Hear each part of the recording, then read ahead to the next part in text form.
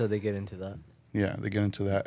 If you're a wrestling fan, it's pretty interesting, but at the same time, it's just like a lot of the shit you kind of know already. Yeah. You know. Yeah. But what's up, everyone? Welcome to Betamax. My name's Fidel. My name's Robledo.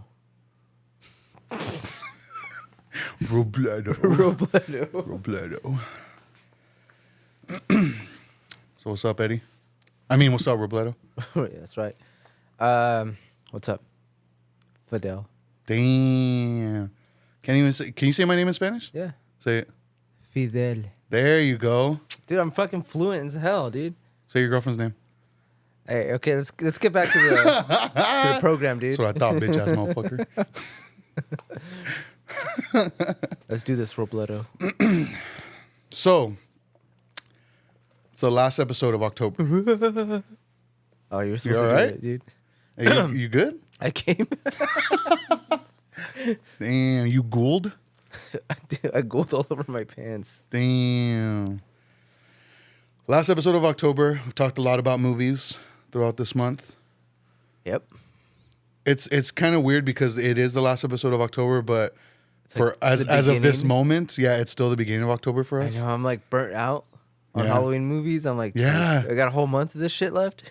Yeah, but you brought up the idea of kind of switching it up and mainly focusing on music Yeah. for this one, which at first I was like, okay, I feel like that's gonna be kind of hard because I was going through like looking up bands and looking up songs specifically, and I was like, okay, I want to pick stuff that I feel like Eddie won't pick, but at the same time I'm like, I don't want to not pick something and then he not pick something and then I forget to bring it up. So I ended up making a playlist on Apple Music of just like songs that I feel like we might talk about. Yeah. But before we get into that, I saw a movie yesterday. Beetlejuice. Whoo. And Theaters? I you saw rented it. I it. rented it here. Okay. Because I was thinking of going to see it in the theater, Uh-huh. and I was like, I couldn't find a showtime that I felt comfortable with, where I was Yeah. like, okay, I got to work tomorrow still. It's And not I too was- late and not too early. Yeah, and I was like, I have the A-list, it's a free ticket, but I'm for sure going to get like a soda, maybe popcorn, probably spend about $20. Yeah. So I was like, I'll just fucking rent it at home and not have snacks and drinks Yeah. here, So that's what I did. I rented it, and I'm like, man, this shit better be worth it. What did you think? I actually really liked it. Yeah. I liked it a lot. I feel like if you enjoyed the first one, you're going to really enjoy the second one too. Yeah, It's really similar. yeah, It's, your typical Tim Burton movie. yeah. Yeah. You said you had a lot to say about it, so what'd you think? I didn't like that they gave the fucking pedophile like so much screen time. Yeah, I gave him a lot, dude. yeah, they did. He almost had his own like storyline. And all right, so how they dealt with it. I mean, I think everyone knows the story, right? Of the real life story of why he's not in it? Or? Yeah. I That believe so. actor, I don't remember his name. I believe so. It had something. I think they found like photos in his computer or something like that. Yeah, he made like he took photos of like a 14-year-old boy or Yeah. something like that. So obviously, he got, they booted him out of everything. Yeah.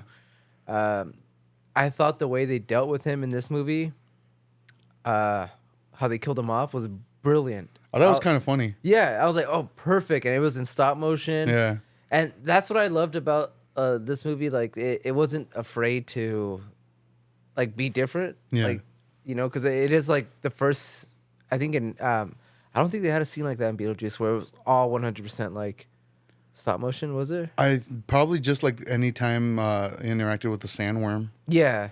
But this one was, like, full on, Yeah, like, like all animated, the characters. Yeah. And yeah, the way they killed him off, he was in a plane crash, and they kind of made it funny, like, oh, he died in a plane crash. Oh no, not exactly. After the plane crash, he survived, and he was in the water. It's like, oh, so he drowned, and it's like, well, not exactly. Yeah, I thought it was funny, and then Yeah. it turns out he was killed. He was eaten by a shark, Yeah. and I thought, okay, perfect. That's the end of it. Well, we won't have to hear about it again. Yeah. But they keep bringing his character up.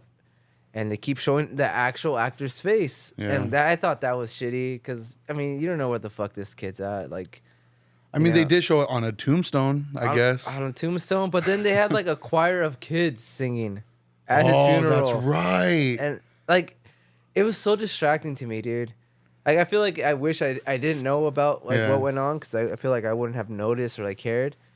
But I didn't think it was weird because this guy for sure got royalties for this. He got paid 100% for this, and so I thought that was distracting. But I was never a big fan of the original. I've talked about it before. Like, I don't think it's a bad movie. I just don't really care for it. That's kind of how I felt about this one too. It had its funny moments. Yeah. I thought the Soul Train thing was so dumb though. A lot of people are criticizing that just because there's that whole thing of like, oh, Tim Burton doesn't cast black people in his movies, you know? And then they're like, all of a sudden he has this whole sequence supposed to be Don Cornelius and the Soul Train, and of course they're all fucking dancing. I did not even think of that. Have- That's true though. Yeah. What? Dang. Fuck this movie. No, I did enjoy the movie. My biggest complaint about it is I felt like there was too much going on. Too many storylines. Like, yeah. Too many storylines. Yeah, and I did think the villain was weak. Who was the villain? That his ex. Was she though? I mean, yeah. I guess, yeah. That's what I'm saying. It was just so weak that she didn't even feel like a threat at all. Yeah. I would kind of forget that she's in it sometimes. And then like the daughter's love interest, that whole storyline I felt like went by way too fast. Yeah, way she too fast. Falls in love with that kid right Yeah. away. And like I thought I was like, oh, okay, so they're gonna spend the rest of the movie trying to get her back, and because she's in the afterlife with this guy. But like everything happens so fast. Yeah, it moves pretty quickly, but I feel like there's so much going on that it has to. Yeah. But so I feel like slowing down and like getting rid of some of the side plots like would have helped. Yeah. Like at least with character development. But overall, like I mean, people loved it. From everyone I've talked to, they loved it. I think if you like the first one, you're gonna enjoy this one just as much. Yeah, definitely. I don't know. I like the character of Bob. Dude, he was tight. He made me laugh. Yeah, I feel bad that he got killed. Damn, spoiler alert. I feel like everyone's seen this movie though. Everybody's dead in this movie. Yeah, that's true. No, yeah. I just felt like there was too many storylines going on at once, and like the whole storyline with the daughter and the love interest, like that felt super rushed. And the weirdo, the guy that wants to marry Winona Ryder's character, like the Justin Theroux's character. Yeah. That's the actor's name. Like that was kind of strange too. It was strange, and I just didn't find it funny. Like it was just kind of like it's just there, and it just felt pointless too. Yeah. Yeah, that's what I mean. Like I feel like they tried to pack way too much, and yeah, I did like Danny DeVito's cameo. I was hoping he was gonna be like a main character. I didn't even know he was gonna be in this. I didn't know either. But I thought his cameo was funny. He's still gross. I feel like he's so good at being gross. Funny looking that you could just slap on a costume on him and it'll work. Yeah. But I do think Beetlejuice was the highlight, even though I feel like it did take a while for him to even get there. Because I feel like it was like 30, 40 minutes before he actually showed up. I actually feel like they showed him too much in the beginning. Yeah? I feel like it would have been a better idea to like, because you know how the daughter's very skeptical. And she's like, oh, like ghosts aren't real, mom, like type of shit. Mm-hmm. And then I feel like it would have been better to not have him come back or jump on screen until like they call his name 3 times for the first time.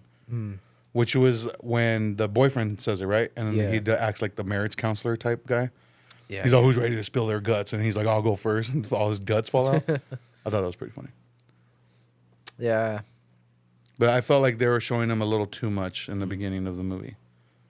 I do think he was like the best thing about the movie. Yeah, he definitely was. Like, I feel like he's just as energetic. Yeah. And it is funny that he does look super old. Yeah. But I mean, what else are they going to do? De-age him? Yeah, I'm glad they didn't. Yeah. There's a lot of adult jokes in it, too. I don't remember. Cussing. A lot of... Well, yeah, there's a lot of cussing. There's not a lot of cussing, but there is some. But the whole Soul Sucker comment, I don't know if you caught that one, Yeah. where he's all like, say that again. Yeah. So that's what kind of like, I think that's a good thing too, because the first one has jokes like that too, Yeah. and so I don't know. Like I said, if you like the original, I think you're gonna love this one. Yeah. Yeah. I didn't regret paying. What did you think about Baby Beetlejuice? I thought that was pretty funny. Yeah. I thought it was pretty funny. I thought it was a little gruesome, like the ending sequence. It was a little more gruesome than I was expecting. I was like, oh, okay. Like they were showing like blood splatter and shit, and like this is a PG-13 movie, so Yeah. Yeah. I do like that ending. Like I feel like I don't know if they're gonna make a third one or not. I hope they don't. I hope they don't either, but I feel like the ending is like it's open enough to like they could. If not, it's just like a funny, quick ending. Like, Yeah. I did like the way it looked, the baby Beetlejuice. yeah, yeah. I thought it looked cool. A lot of practical effects in this movie. A lot of costumes. Yeah. Willem Dafoe's character.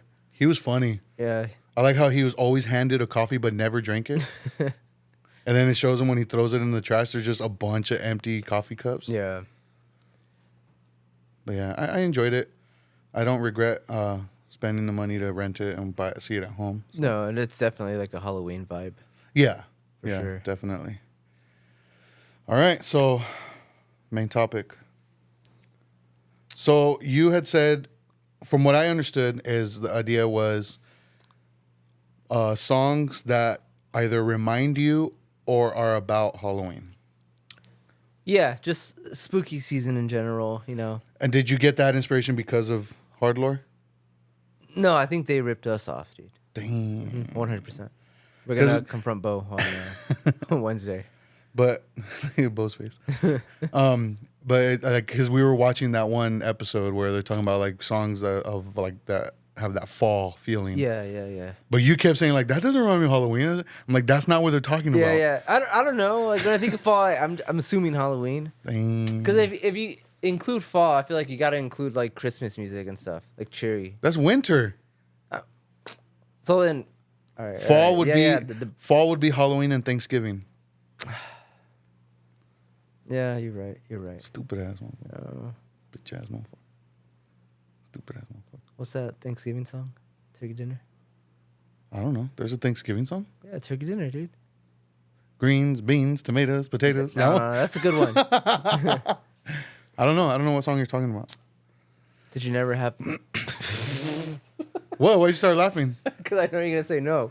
What? No, say it now. Did you ever have a wholesome family meals on Thanksgiving where everyone Yeah, gathers actually. around and eats greens, beans, potatoes? Yeah, actually. Yeah. Yeah. And you never sing the Thanksgiving song, No, we don't do the that. turkey dinner song. Fuck no. Oh, okay. Guess must be a white thing. Pinchy wet old way. So, that's what I understood it as like. So that's when I started gathering like songs that kind of reminded Not me. necessarily, yeah, not Halloween. So it could, but I mean, just that spooky, cold vibe, I guess. So like scary songs. Yeah. No, because I feel like if it's Halloween music, I feel like Not necessarily Halloween music, just songs either about Halloween or that have that like feeling of like, oh, because I the if way you were throwing a Halloween party, like what would you play? yeah, I was thinking about that, and also like, how would this song play in a horror movie? Yeah. I would think about that too. Yeah, when I was gathering info, I was thinking about too, like, oh, you know what? So I'll let you start off. All right. That's all the time we got. See you guys next time. Nightmare Before Christmas. No, I'm joking. Oh, I was like, wait, what? What song? All of them. All of them? So, I wasn't thinking about songs. We could talk about songs. I was just thinking of like artists or even albums, particularly albums. Maybe we can like list albums and then just maybe some standout songs.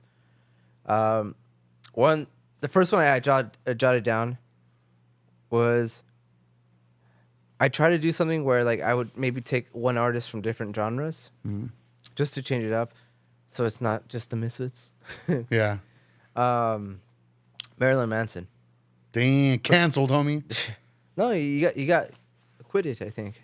Oh. I think. Damn, he's so clean. you're a Marilyn Manson apologist now? Yeah, 100%. Oh, okay. Just making sure. Particularly the album Hollywood. Okay. Are you familiar with it at all? So growing up, I did like Marilyn Manson's music, but not to the what? I'm just kidding. Go ahead. Not to the point where I was like familiar with albums.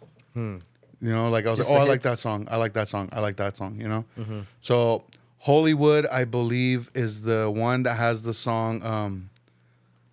Oh fuck! I remember the music video being like on a football field. The fight song. I think so. It was in WWE for a little bit. It was used as like one of the theme songs for like WrestleMania or something. I don't know. I know they had the Beautiful People as like the SmackDown theme song for a Yeah, while. yeah, yeah.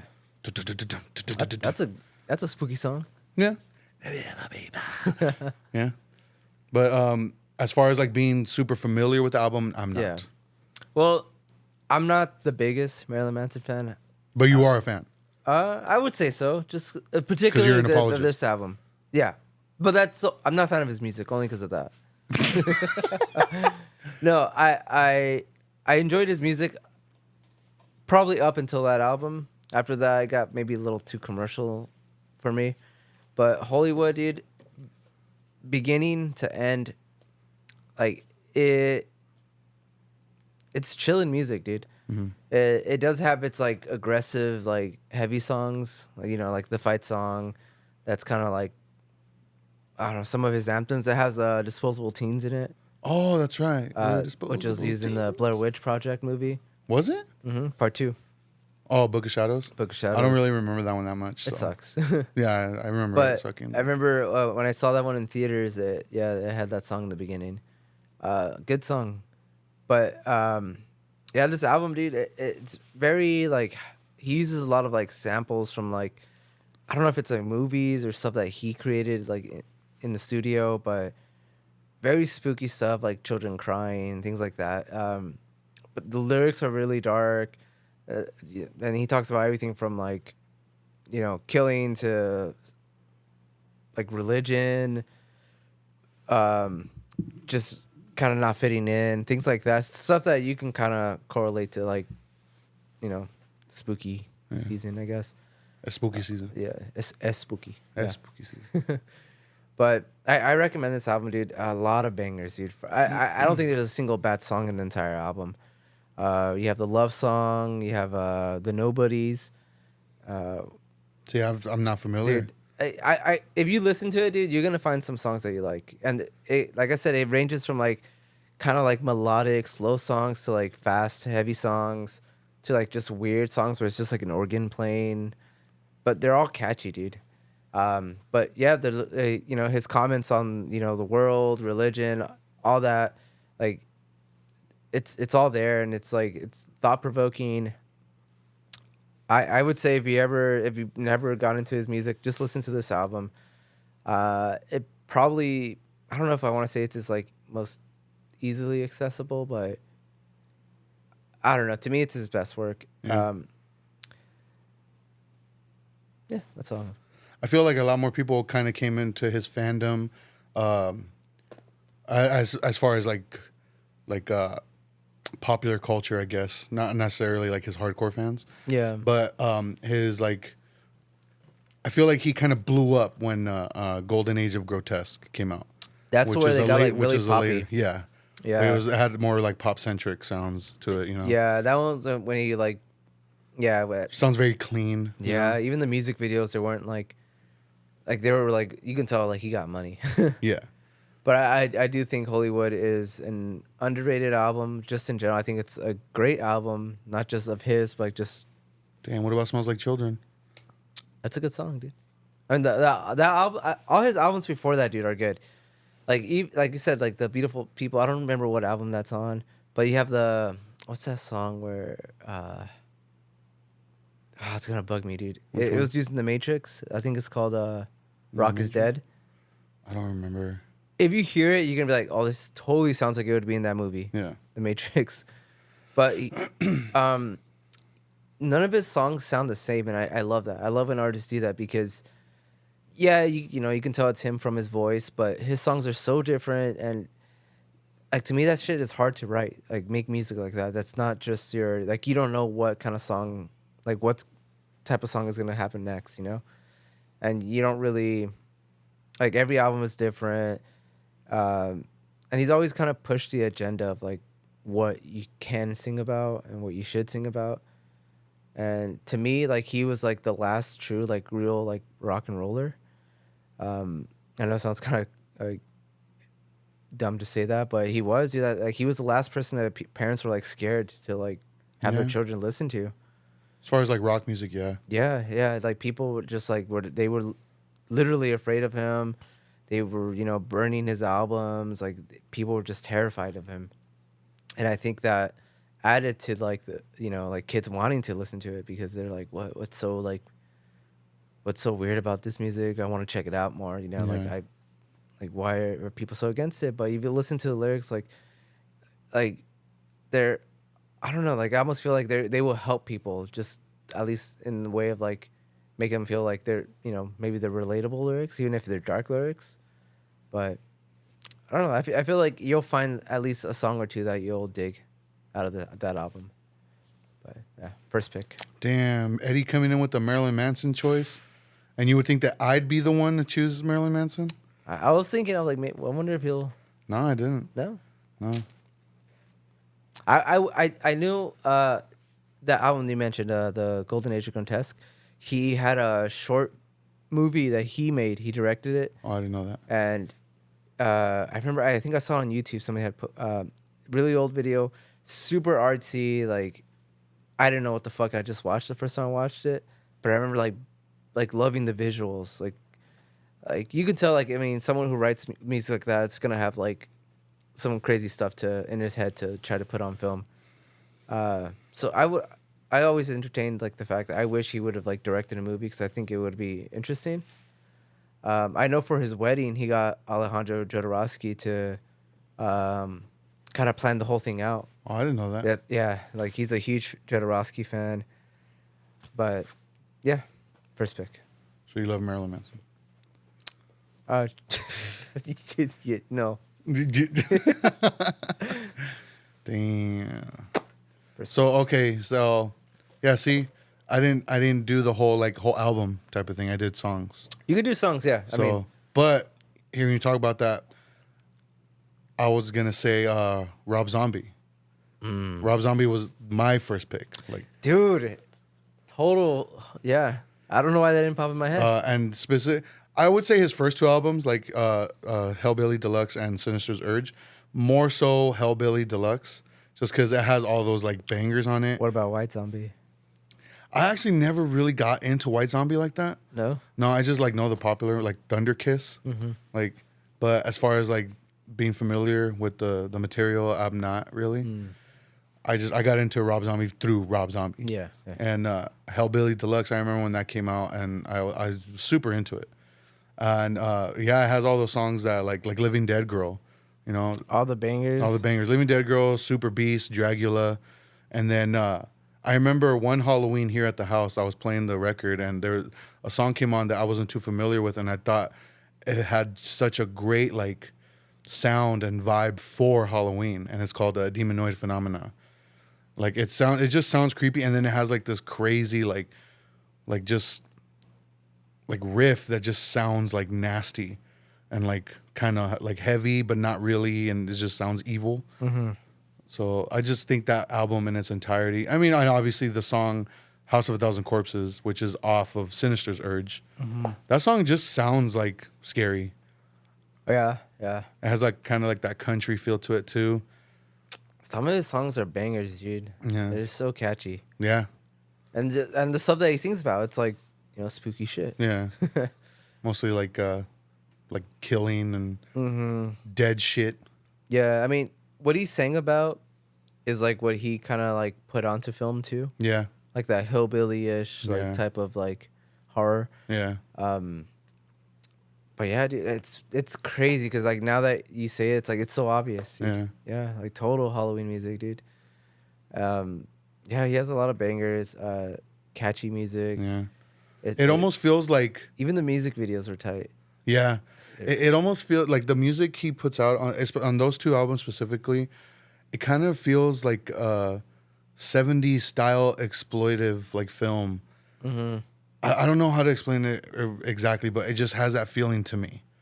Yeah, I think because his music is like, I don't know if this is gonna make sense, but it's very visual. Yeah. Like you listen to it and like you just picture shit in your head. Yeah. But I think that his music videos and his movies have like kind of left an impression on my head at least. Yeah. So I feel like a lot of people will feel that way too. It's funny, dude, because like I'm telling you, I don't know why I didn't think of him when I went to go see the Misfits at many years ago at Riot Fest. He was playing on the other stage. It was White Zombie playing, but they had John Five playing guitar for him, which he's a guitarist of Marilyn Manson, and he was doing the Thunder Kiss riff. Dun, dun, dun, dun, dun, dun, dun, dun, dun. But he was like he just kept doing the riff, and like Rob Zombie was like warming up, or he was talking to the audience, but that riff kept playing. I'm like, dude, this is like the hardest riff ever made, dude. It's so good, dude. Simplest little thing, but it's so good. And he was just playing that over and over again. I'm like, oh my god, I want to go see them so bad, but I didn't want to lose my spot For the Misfits. Yeah. Dang. But yeah, but it's funny because those two they share a similar guitarist or same guitarist, but yeah, I can totally see that. But yeah, I mean, my favorite song off that Hellbilly Deluxe, it kind of changes between Demonoid Phenomena or Living Dead Girl, which like Living Dead Girl is one of the more popular ones. It just that song will always remind me of Bride of Chucky. Isn't it? It's the song that's playing during like the montage of like Tiffany having the cop gather Chucky's remains so she could like sew them together. Ah, man, I don't remember. Yeah, it's in that part. So I'm gonna go with the classic, dude. what's up? Dragula. Yeah, Mm-hmm. that's a good one. It is, dude. Isn't that one in the Matrix? When he meets Trinity for the first time, isn't that the song that's playing? In the club, huh? Yeah. Is it Dragula or Super Beast? No, I think it's Dragula. Yeah, I think it is. Yeah, I forgot all about that too. That's another movie I haven't seen forever. Dude, then they recently had like showings at AMC for Yeah. like I think it's like the 25th anniversary or some shit. Yeah, dude. That's a good song. That's a cool music video too. Yeah. You know the sequence in Beavis and Butthead when they're hallucinating in the desert was animated or directed by Rob Zombie? Really? Yeah, because I guess MTV wanted to have music videos in the movie. But Mike Judge was like, no, like it's a movie. Like I don't want to do the same thing we do on the show. Like what's the point of doing the movie then? Yeah. And they're like, well, you got to have music in it somehow. It's an MTV movie. So I guess he went to Rob Zombie and they conjured up this sequence where they're in the desert and they start hallucinating and just seeing crazy shit. And the music playing is like performed by Rob Zombie. I didn't know that. That's another movie I haven't seen in forever either. Man, you fucking suck, homie. Damn, I'm fucking up. You are, dude. You are. All right, what you got? What else you got? 3-6 Mafia, Mystic Styles. Fuck yeah. Dude. Fuck yeah. That horrorcore rap? Dude. Dude. The album is so tight, dude. Yeah. That's the only 3-6 Mafia album I have on vinyl. Yeah? Yeah. They have other bangers. Yeah, they do. It's just they're expensive. That's why that's the only one I have. Yeah, but that album particularly, like it just sounds like if you got rid of the rapping, Yeah. like I feel like it could be like in like a 90s horror movie. Yeah. But I love that album. I'm ashamed to say that that's not the album that got me into 3-6 Mafia. Damn. But after listening to it, I'm like, damn, the album is so good, dude. So good, dude. Breaking the Law has a great like first track on there. Breaking the law. Damn, Judas Priest? Yeah, Judas Priest? No, it's a great album, dude. Even the visual, the name, 3-6 Mafia, 666 Mafia, like they were all about that shit, you know, that whole scary shit, you know, which is kind of like, I guess for the time was like out there, you know, because where are they from? Tennessee, I believe they're from Tennessee, and like hip hop didn't really dabble with shit like that, you know. No, I feel like they were pushing the envelope with that, like you say, even with the freaking name. Yeah. Which is funny because like you know, their later stuff, it's like a lot of it's like very like I wouldn't say clean, but not anywhere near how this is. No, like it's lyrically like no, it's not. No, yeah, and it's just crazy to think about like, and that's what always like struck me. I'm like, why are they called 3-6 Mafia and they're singing about like spinners Yeah. and stuff? But then like I heard their older stuff, I'm like, dude, this is so cool. So did you ever hear the mixtape that they came out with a mixtape? Ah, fuck, I forgot what year, but it was already when like Juicy J was already popping off on his own, and I guess because him and DJ Paul, I think they're half brothers or they might be full. They're just full blooded brothers. But anyway, they wanted to do a reunion, but because of Juicy J's like contractual obligations, he couldn't. Like they weren't allowed. So what DJ Paul did was conjured up a mixtape under the name 666 Mafia, and a bunch of the songs said featuring Juicy J. But it was a 3-6 Mafia. Yeah. And it went back to that style, like that horror style. I don't think I ever heard it. It's not streaming because it's a mixtape. Yeah. You could probably find it on YouTube. But dude, some of the songs are so fucking tight. The whole thing is really good. Really good. But it reminded me of that Mystic Styles era. And yeah, like Mystic Styles is kind of the standout of their discography because they don't really have anything else that sounds like that at all. Some of the beats, you have like a song here or there Yeah. that kind of similar, but not like that. Not where it's like a whole album that's like really dark. But I love that album, dude. Yeah, and I was like, cause I was trying to get away from like rock and stuff. Like, Yeah. I was like, is there any like hip hop that kind of? And I'm like, oh, dude, that was like the obvious pick for me. But yeah, I re-listened to it, dude. I fucking love it, dude.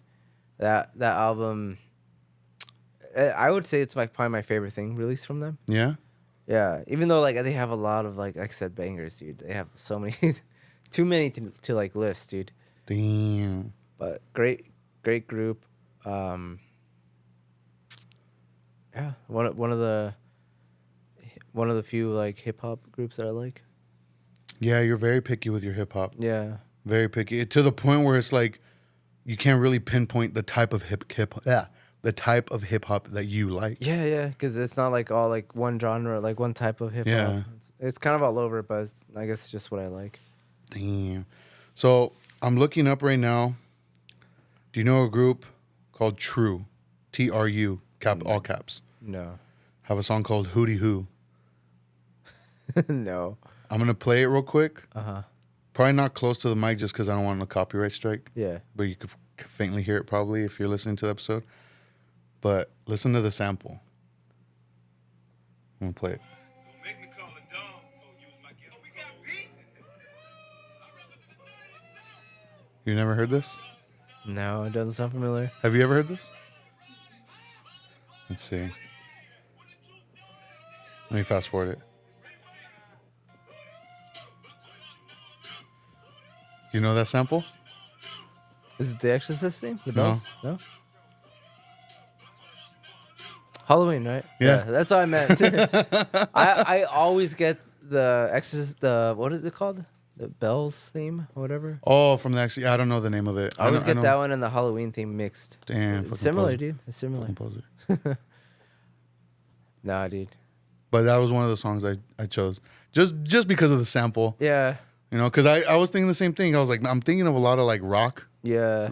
like centric songs. Like, what's some hip hop? And I didn't even think of Mystic Styles. No. No. And I should have. Yeah, dude. I should have. Yeah. You should. I should have. I thought that was one that you were gonna mention too. No. I wasn't. All right. So the next one is another like it's the one that I also just chose a song, but you could choose the whole album. And I know it's a band you don't like, Oh man. and I've brought them up before, specifically this one album because I've listened to the album after this and I did not like it. If it's what I'm thinking of, Who? I want to hear you say the name. Murder Dolls. Yep. Ah. Beyond the Valley of the Murder Dolls, dude. Dude, it's a good album. It's a good album. Like I don't know, re-listening dog. re-listening to it, yeah, like his vocals kind of cringy, you know, but it does have that like that horror punk. It does. It has that horror, and then all the songs like they have a love song to Reagan from The Exorcist. They have a song called Dawn of the Dead about the zombie apocalypse. They have a song about all the heroes being dead in Hollywood, and it's all like horror icons.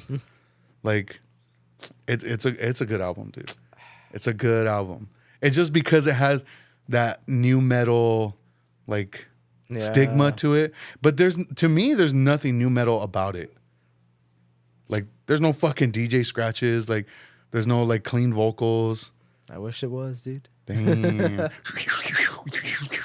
Yeah. But the song I did choose, like, because when I thought it was just That gonna be album? songs, it was off that album, and it was the Dawn of the Dead song, just because it has like a very sinister opening.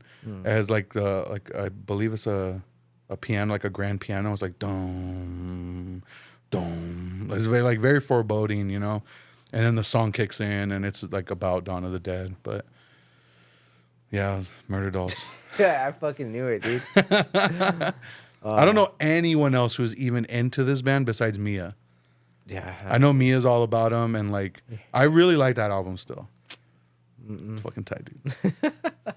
It is a spooky album, dude. Yeah, It's spooky. but yeah, that was my pick. All right. The next one. Uncle Acid and the Deadbeats. I never got into that group. No? That band. Nuh-uh. Dude. 100% serial killer music, dude. Damn, no wonder you like it. 100%, dude. If I was ever gonna murder people, Stop killing people.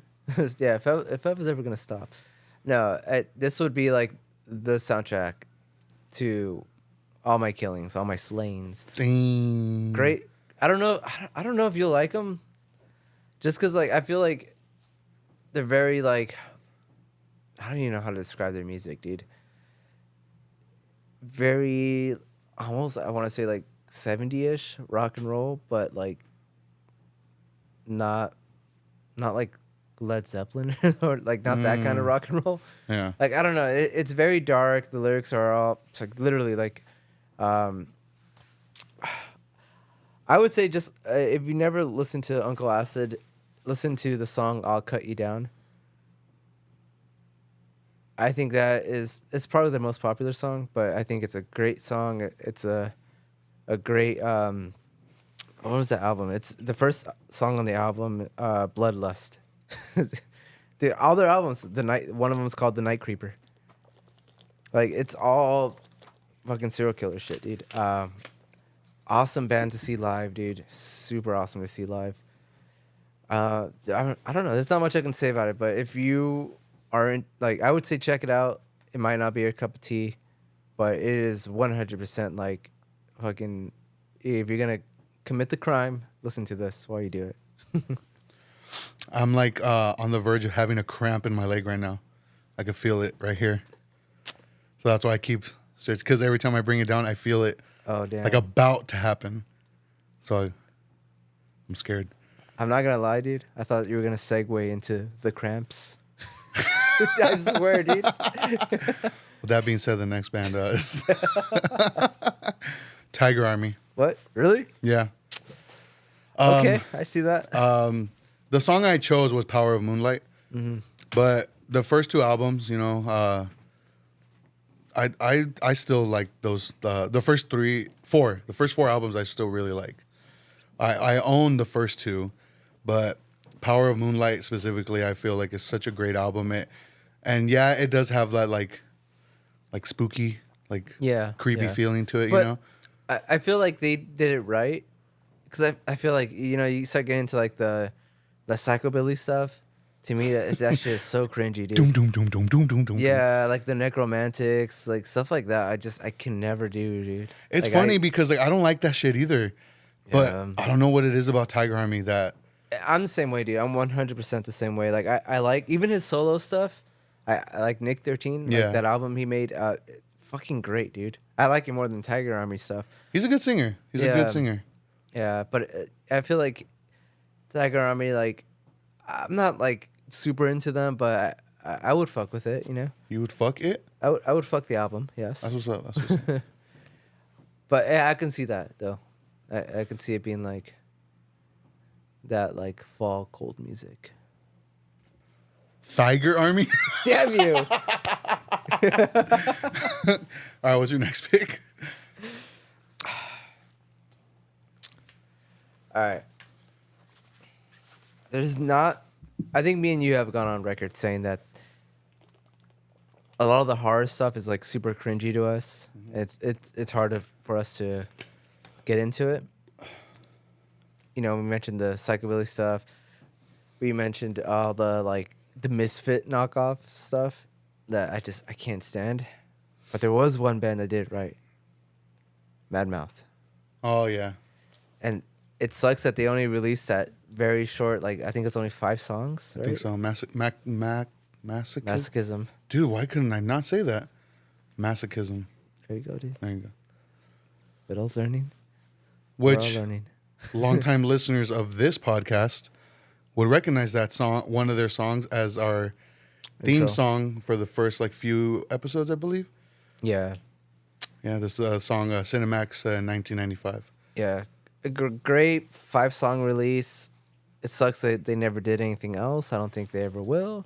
Yeah. But solid songs. I wish, like, I feel like they were the one band to do like the Misfit thing right. I feel like it was a great like merging of Danzig era Misfits with Michael Graves style vocals. Yeah. Yeah, and I don't think we're ever gonna get anything like this ever again. No. Cause like even though they were singing about like stuff like the Misfits would like back in the day, you know, they're Horror singing movies about, and yeah, shit. yeah. Like I feel like they did it like in a, I don't want to say unique because it doesn't sound like new, but they have their own flavor and like Yeah. style to it that it just worked, and I feel like that's just something so hard to pull off, and to me like no other band has done that. So I have to mention that because it's one of my favorite releases. I still listen to it. Yeah. and Is there a physical release of it? I don't think so. I Not remember even I like a looked on cassette? Discogs and stuff, and I could not find anything. I feel like maybe a cassette. Maybe. Okay, should I bootleg it? No, because I don't collect it anymore. Damn. Bootleg it on 4K. But great release. Yeah, I don't listen to it. Mad Mouth, Masochism. It's on Spotify, It's on Apple Music too. even though nobody uses that. I do. Anybody who's not broke uses. No respectable person uses that. Good thing I'm disrespectful. Disrespectable. You're disrespectful, dude. I'm disrespectable. Oh, okay. He's despicable. What's your favorite song off the EP? Probably Time Machine. That's a good one. But it's hard because they're all good, dude. They're all but good, yeah. I always go back and forth between VHS, Half to Scared Death? Me to Death, Yeah. yeah, and Cinemax in 1995. Yeah. Which I mean, obviously because I had chosen it for the theme song. Yeah. and but you made me change it. It's I don't know, man. It's like a love letter to that old style. It's a love letter to like horror punk, Yeah, and you know, I love nerdy shit like that. So when it's pulled off right, which it never is, it works. And yeah, solid release. I had to mention it. yeah. Don't listen to that. Shit sucks. So, when was the last time you talked to Jose? Thankfully, it's been like Thankfully. a month. No, we'll hit each other up on like IG. We'll send each other like Lord of the Ring memes and stuff. Damn, Yeah. fucking dorks. So did he know what we were talking about this episode? I don't think so. Because he sent me an album to check out, and I definitely replied. Oh, that's what's up. Like you usually do. Yeah, always, you know. It might not have gone through, but you know what I'm saying. Oh shit! Damn, where is it? Wait, did he? What the fuck? I'm not finding it. Did I'm pretty sure he was the one. Yeah, did he? I'll hit you up. Yeah, hell yeah, homie. He wanted his baby oil back. Where the fuck is it? It's underneath Oh. your bed, dude. It wasn't even a link. That's why. What It's was it? underneath my bed. Fuck you, homie. So on Sunday, he texted me, and I definitely replied. That's right. I'm gonna reply to it right now and say this is me definitely replying. And then Jose, hit me up when you hear this and tell me you got my response. He sent me a text Sunday at 1:56 p.m. It says, check out Morning Noise. Mm-hmm. Have you heard that band? No. All right, hold on. I'm texting him. This is me definitely replying. Hey, how do you spell replying? I don't know. KRP. Okay. This is me definitely replying KRP. I'm going to put that in there. Okay. That sounds right. Yeah. Morning Noise. He sent it to me, and I started listening to it, and it's like horror themed also. Kind of punk style, like rock music, you know? And I've only listened to it once, so I haven't really been able to like digest it. But I feel like it's topical for what we're talking about right now, because it does have that feel to it, that like that horror punk feel to it. I would say check it out. I did what I did here. I did enjoy. The newer stuff or This came out 2024. Yeah, the band's called Mourning, like you're mourning somebody, you know, in grief. Morning Noise. It says, against all odds, the New Jersey borough of Lodi birthed not one but two bands that played a part in pioneering the horror punk subgenre. While the Misfits remain the godfathers of that distinctive style, their neighbors Morning Noise only belatedly received similar notice long after their mid-'80s breakup. Oh, so it's an old band. I'm guessing they just finally put the shit up on streaming. Oh, okay. Yeah, so, yeah, they're formed in 1981, and they're from Jersey, just like fucking Jerry Only and Danzig. You know? Jersey, Massachusetts. Yeah, Jersey, Massachusetts. You know, it's funny you say that because you know how I'm watching like the Scott Vogel episode of Hard Lore? You know where he was born? Boston, Massachusetts. No, but he was born in Boston, New York. There's a Boston in New York. Crazy. Nah, you're lying, dude. Nah, I'm not. Yeah, I'm lying. But yeah, the band's called Morning Noise. Album's called Screams Dreams, and I liked it. I mean, definitely has that like Misfits style sound, you know. Pulled off, right? Yeah, to listen to. I mean, it's not like. I mean, I'd rather listen to the Misfits, but but yeah, that's my pick. All right. All right. What else you got? All right. Unknown Pleasures. Joy Division.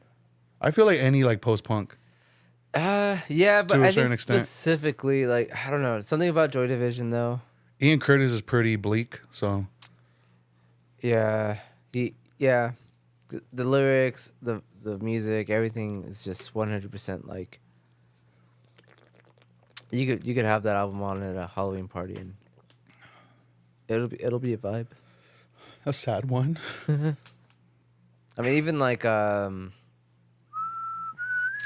yeah, Love Will Tear Us Apart. Like even that song, like I feel like that's a must at a Halloween party.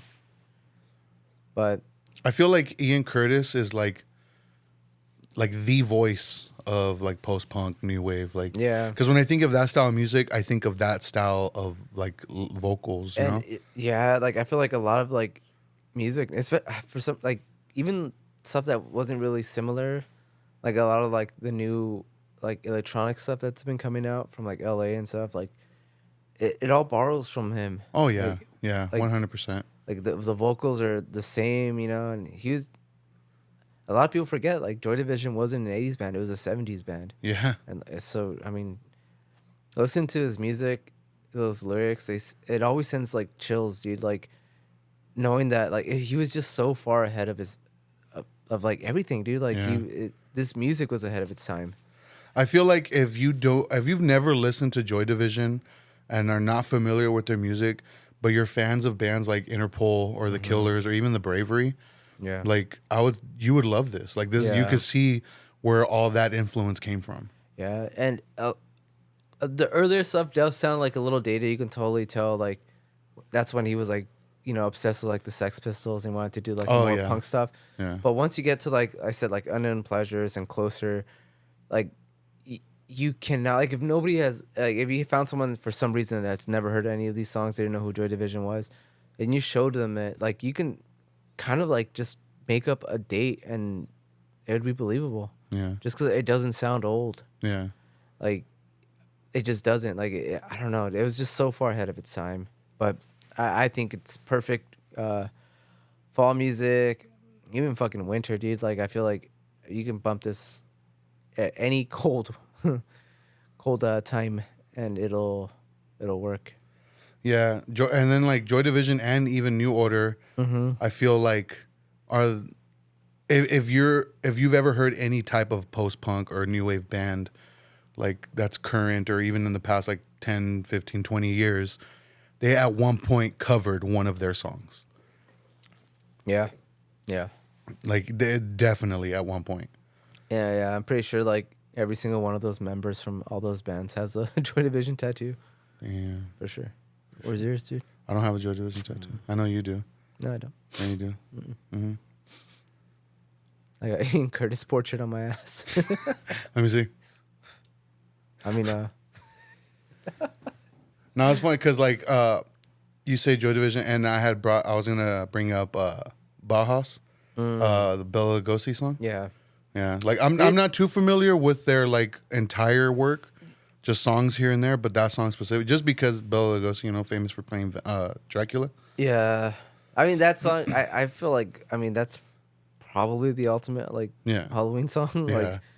Like, yeah, dude, that song, dude, like, I feel like that's another one that's like, you have to have this on, Yeah. you know, your Halloween playlist. It's such a long song. I think that they I don't know, that there's a lot of history behind that song, but if you listen to like the way it was written, like it was almost like an accident. Like even the vocals were an accident because the singer, really? yeah, he was apparently like he was super sick, and he didn't want to record, but whatever you know the timing was, like he had to, and like so the vocals weren't intentional. They just sounded like that because he was sick, Oh shit. and like they loved it. So Yeah. and they didn't think that song was even good. They didn't think it was gonna become like anything popular, but they played it on some like radio and show, and everyone kept calling like, "Play that song again," like the one that sounds like reggae, you know. But yeah, that's a good song. That's a good song. We saw them live. We did. Mm-hmm. Oh, I where? Cruel World Fest. There we go. Yeah, The ultimate spooky festival. yeah, dude. It was spooky. I was scared the whole time. Best set was Drab Majesty Yeah, dude. because we were actually pretty close. Oh man. Nah, that shit was tight though. Drab Majesty was sick. Yeah, but I like I said, I feel like almost and like a majority of any post punk or new wave could be like used for like any kind of Halloween party or like Yeah. this time of year, you know, goth music basically. Yeah. Cause yeah, I was trying to stay away from like some of those bands, like The Cure. Yeah, They're obviously like they have a lot of like stuff that you can play for Halloween. So I was like, well, you know what else sounds like that? have you ever heard of a group called Virgin Prunes? No. So I've been listening to my records a lot more lately, and I was going through like my collection of 10-inch records, and I have this box set that I forgot I had gotten, and I definitely got it from my uncle because there's like a post-it note like with information about the record, and that's how he sells his records. So I was like, oh, I definitely got this from my uncle, which goes by Vinyl Obsession on Instagram if anybody's interested in that kind of music. Like he has a lot of new wave and shit. But anyway, so I was like, oh shit, like I don't think I've ever heard this. I don't even remember when I got this from him. And I put it on, and it was weird, you know, like it's definitely from the 80s. It's post-punk, and it sounded kind of weird. The 10-inch is called Heresy. And so the first track, it just kind of sounded like just somebody garbled, like talking, like you can't really make out what they're saying. And then the second song starts, and it just sounds like insanity. It just sounds crazy. Like it doesn't really sound like music. And so when I looked into the record, it talked about how the record, it's like a special edition. It comes with 2 records. The first disc, or you could say, is they wanted to write something that would make you feel like you were inside the mind of an insane person. And I was like, yeah, I get that. So it sounded normal to you. Yeah. Okay. But yeah, and then like the second record on it is like a live performance from them. But I didn't listen to that, but I was listening to the song or like the record that has like this noise on it, and the song is called Rhetoric. And yeah, it just sounds like insanity. It just sounds like some crazy shit. And I'm like, this is definitely something like you could play to put like in a haunted house to make somebody feel uneasy, or It's even almost like an art piece. yeah. But I was like, damn, I fucking have this gem and I didn't even know I had this shit. Poser. So if anybody wants to buy it, $500, Damn. even though it's going for like 100 on Discogs. But yeah, so I wanted to bring that up since we brought up New Wave. My cramp went away, by the way. Thanks for asking. Okay. Fucking asshole. All right, my next pick. Spooky Black / Corbin. Yeah. Oh, why didn't I not think of that? Dude, that is one, like, that record, though. What's the name of it? It's the Corbin one? Morn? Mourn. Yeah. I want to own that physical. He never released No, any physical no. copies of it. It is so, like, haunting, but, like, beautiful. Yeah, And, like, yeah. oh, my God, dude. And you would look at this guy and you would not think... Yeah, I was showing Ellie some music videos, and she's like, "What?" Yeah. Yeah. He looks like a fucking dweeb, dude. Yeah. But, Little wigger. yeah, dude, and you would not think his voice sounds like that. You would not think Yeah. he'd be making this kind of music, but yeah, that album in particular, Mourn, I feel like Do you think that music's copyrighted? His? probably not. Maybe that album probably, and it sucks too because he has a couple albums that he removed off Spotify and you can't find them. I found one of them on YouTube, but there's another one that I couldn't. I don't know why he deleted it or what happened, but it sucks. It had some bangers, dude. Yeah. But yeah, his music is very sad, very real. Some of it's kind of like, I don't know. I feel like it could be even triggering for some because it has to deal with like there's a song on there called Revenge, where he's trying to help someone get revenge for abusing them, and he gets pretty like into it. He goes pretty hard in it, where he's talking about like get your gun, like we're gonna make him spill, like it. Like I said, it could be like triggering for some people, but it's very very harsh, very real. The song Ice Boy, it's about him being obsessed with a girl. Yeah. My favorite song off of there is what do you call it? Fuck. It's called Fuck? Yeah. So the songs are Ice Boy, Mourn, Giving Up, No Title, Revenge Song, All Out, Hunker Down. All Out. All Out? Yeah, that's my favorite song off that album. Yeah. Guess we'll find out. And see what like it has like that nice like synthiness, like it's almost like R&B because the vocals are kind of like R&B-ish, but Yeah. it has like this goth blanket over it. Yeah. This whole album, dude, like, when you first showed me this, I was obsessed with it. Yeah, dude. That was my favorite album of like 2017 or whatever that album came out. And because I remember like looking into it and seeing who he was, and I was like, oh shit, I know who Spooky Black is. Yeah. I didn't know he had changed his name, to Corbin. Yeah. But even like the Spooky Black stuff, like it's so good. It's so good. It's funny because I was watching some of his music videos a while back, and yeah, he just looks so funny, dude. Yeah. And like some of the comments were hilarious. They're like, dude, I was about to tear this guy apart, but I actually listened to the song. I'm like, this is fucking good. Someone who looks like that has no right to make music this good. Yeah. So what out? Because there's 3 albums on Apple Music of his. I don't remember what the other one's called. It has like bones on the cover. Well, no, this one. So he has Ghost with Skin, which came out in 2021, Mourn, and then Couch Potato, which came out in 2015. Couch Potato is good too. Yeah. All his shit is good, dude. All his releases are good. Yeah, dude. I feel like he's so underrated, and he hates fame. Like he has a couple songs about it. How he doesn't like money. He doesn't Like he doesn't want to do it. He doesn't want to get famous. He just he likes making this music.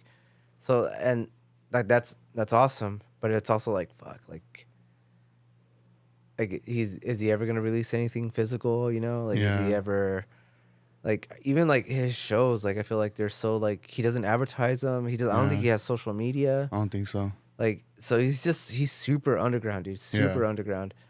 And I don't think he gives a fuck about blowing up. I don't think he is chasing any kind of like I mentioned earlier, like any fame Yeah. or anything like that. Which I mean, it just adds to the music, and I feel like what he sings about is like real, Yeah. to him, and like I love it. Like the song "Hunker Down," that's another really good song. Really, I don't know, some sad songs, some like really like I don't know, like very melodic but dark. Yeah. And I feel like more people should listen to him. Like you could hear the pain in his voice almost. Yeah, And I love when music does like when you can hear that in the music. I love that shit. yeah, dude. Yeah. I think that's why I kind of gravitate more towards like I guess depressing sounding music. Because Yeah. Anna tells me she's like you like really sad music. I think it's just because I like that like you could feel the emotion in it. Yeah, and I feel like I mean people are always gonna be drawn to what they know, and 'cause Oh, I'm thanks. the same way. Like because I'm the same way, dude. I mean, don't get me wrong. Like there's a bunch of like songs that are about love and shit that I'm like, hell yeah, this is a fucking banger. But most of the shit, like it is depressing. That Yeah. stuff I listen to, it is dark. Damn, I drank 2 bottles of water. Yeah, dude. That's why you got that cramp. Yeah. But yeah, dude, Corbin, check all his music out. It's all good, but like that album Mourn is so fucking good. Yeah. Yeah. That's just whatever, dude.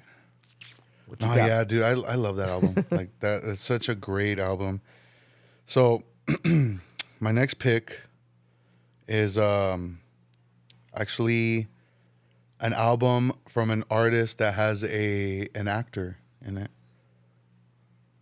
Can you guess? No. No? Mm-mm. You sure? Yeah. Ding, ding, ding. Dead Man's Bones. Is that Ryan Gosling? Ryan Gosling. I've heard like a song or two, but I don't remember. I mean, the whole album has the Halloween vibe to it because they have like a choir singing backup. Yeah, that's what I remember. And then like they have like Because he plays piano, right, or something? he plays piano and like an old ass organ. And an old ass organ. But I mean, the popular song was the in the room where you sleep, the one that everybody knows. Maybe that's what I heard. It's this one. I see no changes. Damn. It's not that one. But look, it even sounds like Yeah. spooky. Do you remember? Yeah, this I one? think this is what I heard. Yeah, but yeah, it's Ryan, and then he has like his like ghoulish style vocals. Yeah.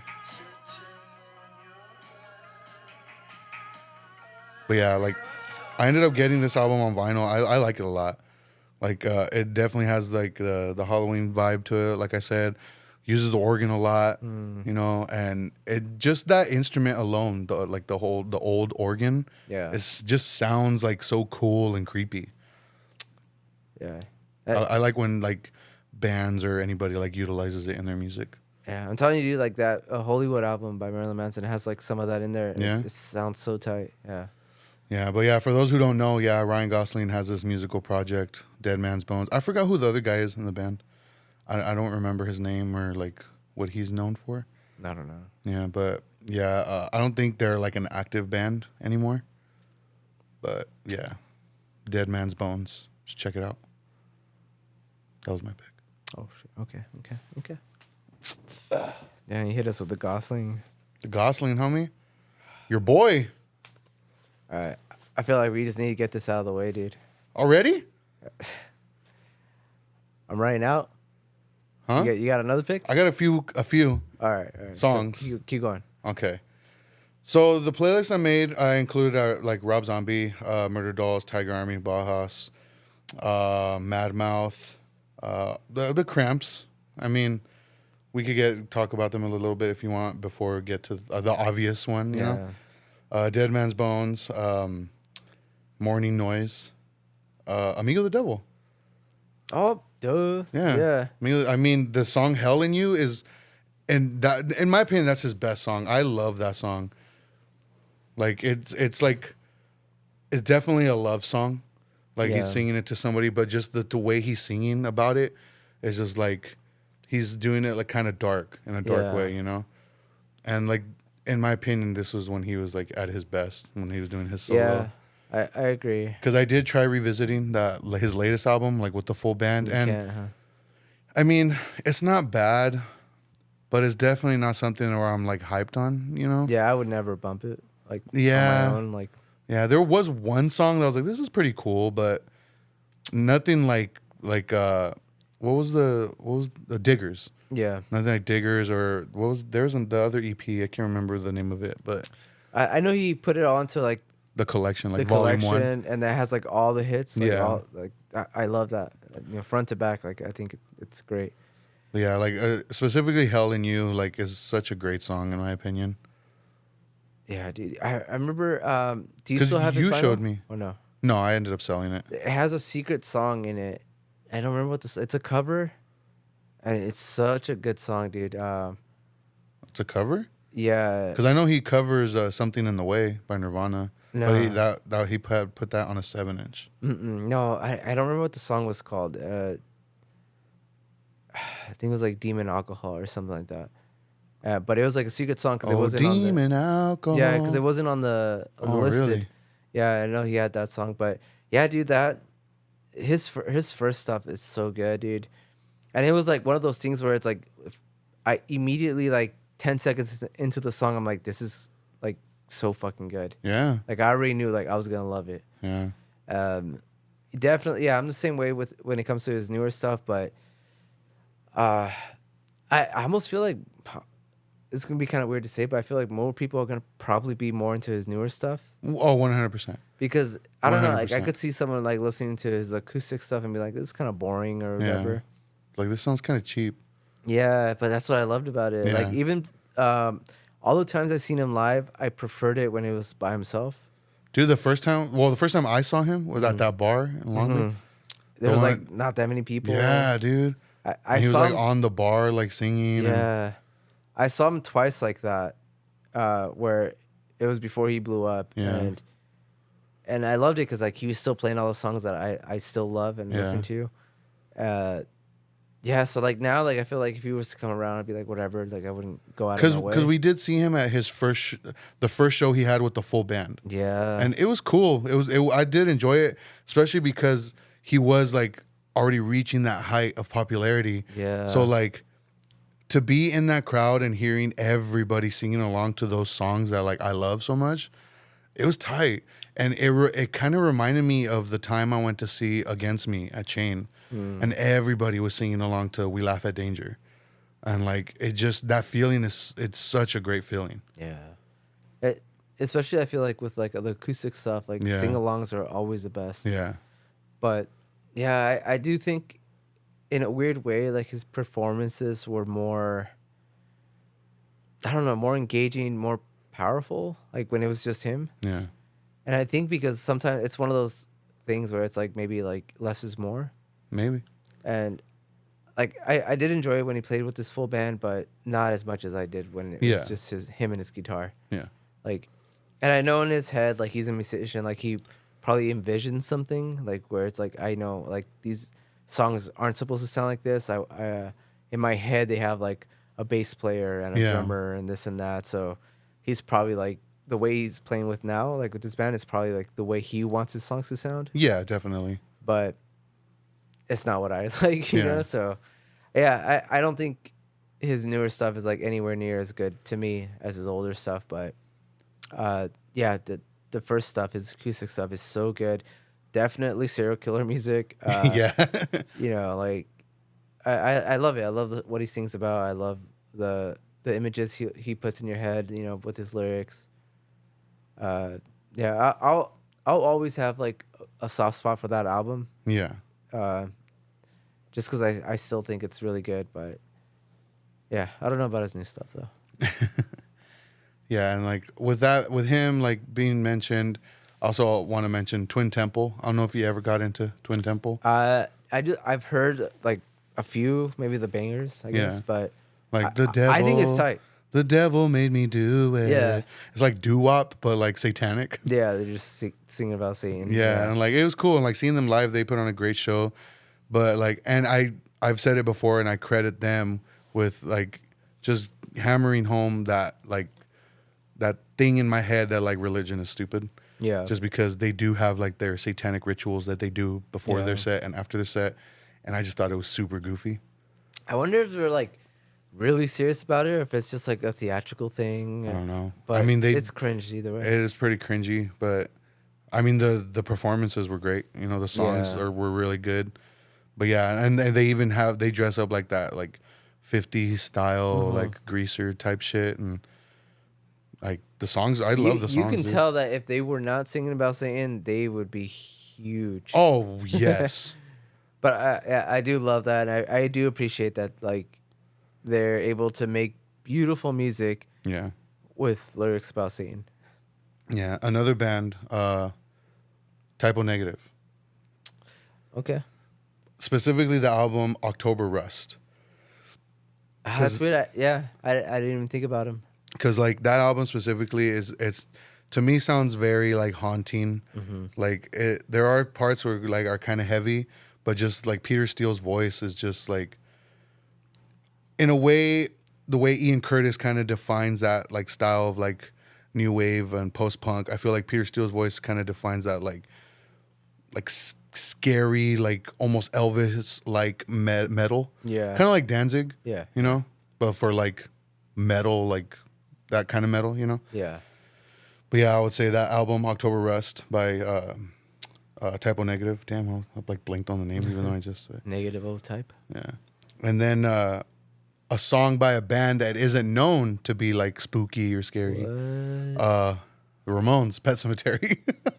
Oh, yeah. That's a bop. Yeah, it's about but yeah, and That's then a good song. yeah, and then I feel like it's kind of a cop out to say Slipknot, but Yeah. there's a specific song, Prosthetics. I don't know if you remember that one. What album? It's a self-titled. Okay. I'm gonna play a little snippet of it. This one will for sure get a copyright strike if I play the whole thing, but this one. Hey, turn that shit off, dude. That's fucking scary, dog. Yeah, but like the whole song's like this, you know? Yeah. And the song's about like him chasing somebody, basically. Like, even if you run, I will find you, Damn. You know? So it's like POV of a dog. basically. But yeah, so that song specifically. And then they have another song on Iowa that's kind of similar, like Gently, the song Gently. It's more like slower, you know, Yeah. but it's kind of creepy sounding. Yeah. But yeah, and then the last band I want to mention before we get into the big one is early AFI. Yeah, it didn't even occur to me, but yeah. Like specifically the album The Art of Drowning, Yeah. and then the EP, the All Hollows EP, where they fucking cover the Misfits. Yeah. But yeah, like they were definitely going for that, you know, that sound, that vibe. They're very influenced by the Misfits. Yeah, 100%. Yeah. But I mean, even like Sing the Sorrow, Yeah, like even though, you know, obviously not like Misfit style, but it's pretty to dark. me, like I could see that being like a fall Yeah. album for sure. Yeah. Yeah, yeah. I mean, even the cover art, like yeah. as the leaves, Spooky. you know, damn scary, you know, horny. But yeah, those were the ones I wanted to mention. Damn. Did you want to say anything about the Cramps? I never got into the Cramps. You know what? I enjoy the Cramps, but I never catch myself like, oh, I'm gonna play them, like listen Yeah. to them. But I feel like they're one of the most important bands of all time. Yeah, Not just like a punk. Like I just think what they have done for music is just it's so important. I think they set the groundwork for a lot of like horror punk that's gonna come out because psychobilly, rockabilly, everything, dude. Like I feel like the Cramps, like, are what started all that shit. yeah, And I mean, even if you don't listen to this, you know what the song is. You know. yeah. Like, Because like I said, I never really got into the Cramps, but I know this song. yeah. See. Total Halloween music. Yeah, 100% Cramps. Like, yeah. Yeah. Yeah. All right. So the big dog now. Corn. I was gonna say Disturbed. Yeah, I mean, it would be kind of foolish of us to not mention the Misfits Yeah. on this. Yeah. I feel like they're the like horror punk band or just horror like in general, you know? Yeah. I think they were like the ones that originated it. They're the ones that made it popular. They weren't around for that long, and like, people are still listening to them. They're Yeah. still selling out shows. I'm glad they never decided to make a new album. Merch game crazy. Dude, they have the most iconic band symbol of all Yeah. time, dude. Everyone The Crimson Skull. everyone knows it. Even people that don't listen to it will wear that shit, you know? Yeah. You can put that on a fucking poster and like just be like, "Oh, this is just a Halloween poster." Like, Yeah. you know, what Danzig did with that band is it blows my mind till this day, dude. It is some of the most catchy music. It has some of the best lyrics. It's like nerdy in a way because he is singing about like a lot of like movies of his time, you know, stuff that he grew up watching.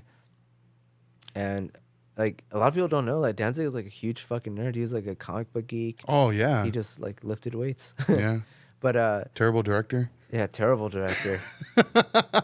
He thinks, let's just cast a bunch of hot girls and that'll get us by. But Nope. nah. Yeah, dude, just stick to music. But yeah, the Misfits, I mean, one of the most popular bands of all time. I mean, you got to mention Sam Hain as well and Danzig. Yeah, I was telling Ellie that I kind of like I wanted to mention Sam Hain, but it's so hard to find their music, dude. Yeah. Unless you have vinyls, and you can find some of their music on YouTube, some of it. 'Cause Yeah. it's not all on there. Like it's to me, I wish they would. I know one day they probably will. Maybe I don't know if he has like struggle, like trying to get the rights to the music or why it's not like accessible. Yeah. But to me, like Sam Hain was almost a little better than the Misfits to me, and definitely better than Danzig. But Sam Hain was brutal, dude. But their lyrics, they were just like a more brutal version of the Misfits, but they were still catchy and they still had the sing-alongs. Yeah. But it was just darker lyrics. But I mean, just Danzig in general. Like, I mean, you could even say Danzig, the band, is like Halloween music. You know? Dude, you have fucking H.R. Geiger doing one of the covers. Yeah, dude. It's fucking tight. How the Gods Kill, which is a great song. But yeah, dude, that's what I mean. He's a fucking nerd, dude. Like, Yeah. the song, my favorite Misfits song will always be Hybrid Moments, Yeah. which is about Alien. Yeah. And, but yeah, dude, Last Caress, Halloween. Halloween, the most iconic, like one of the most covered Halloween like punk songs Yeah. ever. Yeah. Like how many fucking bands cover this? Do you have a favorite cover like of who's done it before? Like where you feel like, oh, that was actually pretty tight Of that, of that song. that song. Because I know, okay, so AFI has done it, Cradle of Filth has done it, Dead Kennedys has done it. Who else has done it? I mean, Twitching Tongues has done it. I would probably have to go to Twitching Tongues, dude, but if I did it, right? You mentioned Yeah. them. And it's on the All Hallows EP. I don't know, man. I do feel like a lot of people that cover Misfit songs, all they do is just play it faster. Yeah. There's a few people that really do make it their own, and it sounds tight, but Cradle of Filth. I feel like it's just a hard band to cover if you're not like a punk band. But man, I don't know. I think even Hatebreed. yeah. Because no. They released a cover album and they cover the song Hate Breeders. Because that's where they got their name Oh from. yeah. You know? Great song too. And he does it like hey breeders, whoa. Yeah. Like he does it like that too. It's actually pretty tight. Yeah, I'm telling you, like, how do songs from that age like still hold up so well? Like, Yeah. where it's like you can have like an arena full of people singing along to that, like, and still sell out shows, still like have everyone knows the lyrics, and like they're just catchy songs, dude. They're so Yeah. catchy. There's like the lyrics are so dark, but it's like happy music. Yeah, for real. Yeah. Sounds like Elvis. Yeah, yeah, he has a great voice. Like probably my favorite punk vocalist of all time. Um, Who, Elvis? yeah, yeah, dude. I mean, I love the Misfits. That was one of my first tattoos. That was one of my like big gateways into like punk, like different kind of punk, because Yeah. you know that wasn't like fucking Casualties type of punk, you know. I mean, I listened to the Misfits before I even knew about genres, you know? Yeah, It was just like, oh, like this band's cool. But it was also like I came into it backwards. I came into it with Michael Graves Misfit, yeah, with Famous Monsters. no, dude. Like I remember that. I think I heard Collection 1 Yeah. from the Misfits, and I just remember like I've never heard anything like it. I was just blown away. I'm like, why does this guy sound like Elvis? And Yeah. like, why does this song have like this like minutes long song have like this solo from like We Are 138? That it's like a freaking 5-second solo. Yeah. And it's just like a weird like it just blew my mind at the time, and I never heard anything like it, and it just like I don't know, like my mind was just like, okay, this is like what I want to listen to now. Yeah.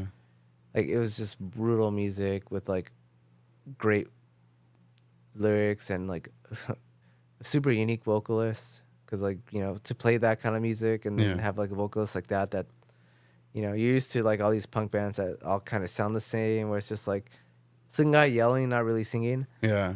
But this guy was like, he had a good voice, and Yeah. you know, it's almost like damn, you're gonna waste your talent on this punk band, you know?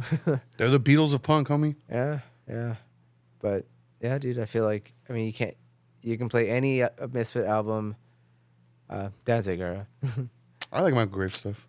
Yeah. Fuck Michael Graves, Yeah, fuck But- Michael Graves, but but I like his stuff. yeah, those two albums were really good. But I mean, anything Jerry only era like fucking sucks, dude. So okay, to speak to that, I agree. I agree. I don't like the Jerry only stuff after Michael Graves left, but I do like the live videos I've seen of Jerry only doing the Michael Graves era stuff live. I was like, you know what? This sounds fucking tight. Why couldn't he do this on the recordings? I don't know. I think he just got too stuck on, because I know one of the main reasons that Danzig broke away was because he wanted to go a more like faster, heavier route for the Misfits, and Jerry didn't want to. Yeah. He wanted to stick to like that 1950s like doo-wop kind of stuff, like, you know, the catchier stuff, and Danzig was like, no, let's have like, you know, let's Wait, play fast. Which is kind of, well, because Danzig also wanted to go more metal though, no? Yeah. Which is kind of funny because like I feel like Famous Monsters is a little more metal than anything. Yeah, but I feel like it's like power metal almost. Yeah. Where like I think Danzig wanted to do like almost like a Slayer type of thing, you know, like Oh, where it's okay. just that kind of metal, you know, Yeah. heavier. But like I said, even like his Danzig stuff, like a lot of it is like very melodic, very slow, but Yeah. great lyrics. He's amazing at writing, like, which is weird because he can't write a fucking script to save his life. Like, it's so weird, dude. Great Like, songwriter. Great yeah, songwriter. great songwriter, but he cannot translate that to a movie. But yeah, I mean, shout out to the Misfits for changing music forever. Yeah. So who did your favorite Halloween cover? Oh, you said Twitch and Cradle of Tones. Cradle of Filth. Oh, dude, that shit's so I didn't sick. even know they covered them until like a I'm gonna couple put it weeks on. ago. I'm gonna put it on right now, homie. Where- If I can remember what, it's on from the Cradle to Enslave EP, I believe, which is a pretty great EP, which I still listen to this day because it's fucking sick.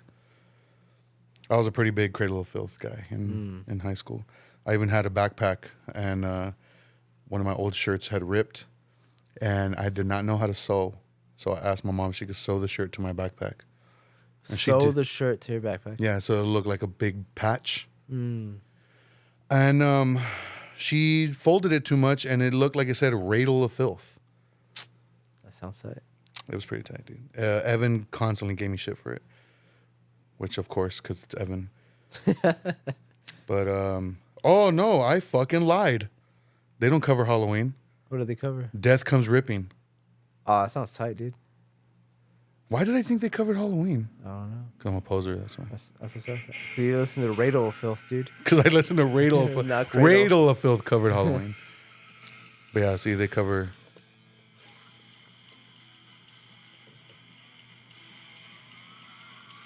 Pretty sick, right?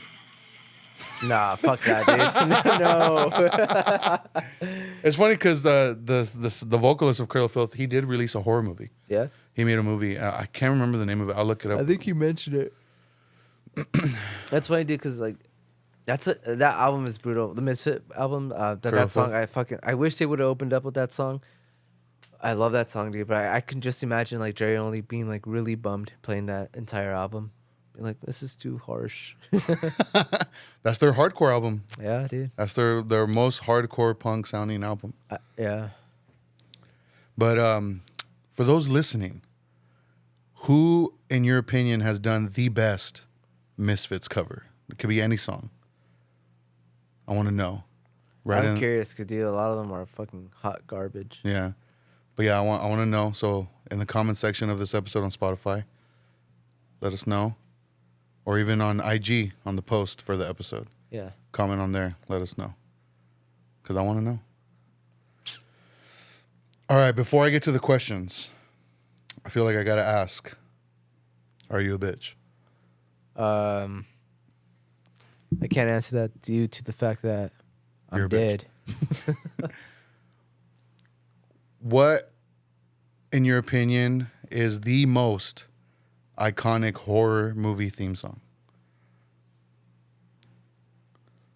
Yeah, it's a tie, dude. Between the Halloween theme and the Exorcist theme. Yeah? I can't choose between those two because like I feel like they're both. What about Psycho? I feel like I mean that's a classic, but What about Jaws? Da-na, da-na, da-na, da-na. dude, I feel like it has to be Halloween or Yeah? Exorcist. I think so, dude. Those bells, dude. Dun, dun, dun. What was the Exorcist one? Dun, dun, dun, dun, dun, dun, dun, dun, dun, dun, dun, dun, dun, dun, No, dun. that's Beverly Hills Cop. Do, do, do, do, do, do, do. Ding, ding. All right, so the So stupid. only got one comment. Thanks. From the episode No Tricks, Just Treats. From Nikki. We went to the Texas Chainsaw gas station and it was dang cool. I can see how spooky it would be at night. Also, Ginger Snaps walked so Jennifer's body could run. I love movies that show the woman's hormones, Carrie, Raw, etc. You know I love films with crazy ass baddies. Possession is life. Has she seen The Substance? I don't know, actually. I feel like she would dig that movie a lot. I'm gonna text her right now.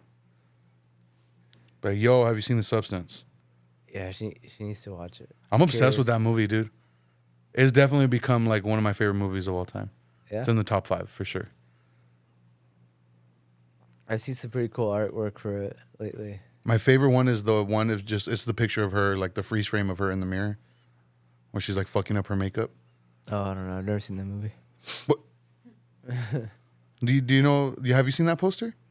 No, but I'm gonna say yes Damn. so you can stop talking. Yeah. So I can stop talking. Nah, that's fucked up, homie. I'll show you right now. Damn. This one. that is pretty tight, dude. Yeah. I will see everybody next time.